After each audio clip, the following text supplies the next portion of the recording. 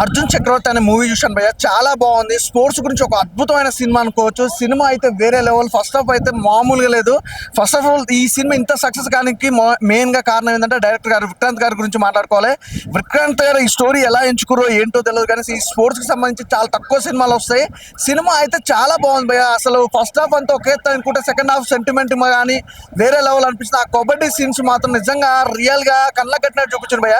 ప్రతి సీన్ కూడా చాలా బాగా ఎంజాయ్ చేస్తాం. అలాగే హీరో హీరోయిన్ మధ్యలో ఉన్న సిచ్యువేషన్ సీన్స్ కానీ ఎమోషనల్ కానీ సెకండ్ హాఫ్ ఉన్న ఎమోషనల్ అయితే నిజంగా ఎమోషన్ మామూలు లేదు భయ్య.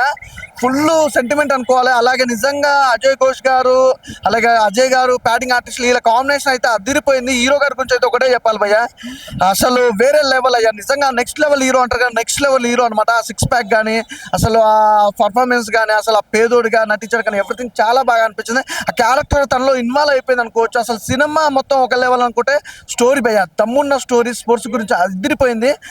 అలాగే బ్యాక్గ్రౌండ్ మ్యూజిక్ కానీ ఆర్ఆర్ కానీ ప్రొడక్షన్ వాల్యూస్ కానీ సాంగ్స్ కానీ ఎవ్రీథింగ్ చాలా బాగున్నాయి. మంచి సినిమా.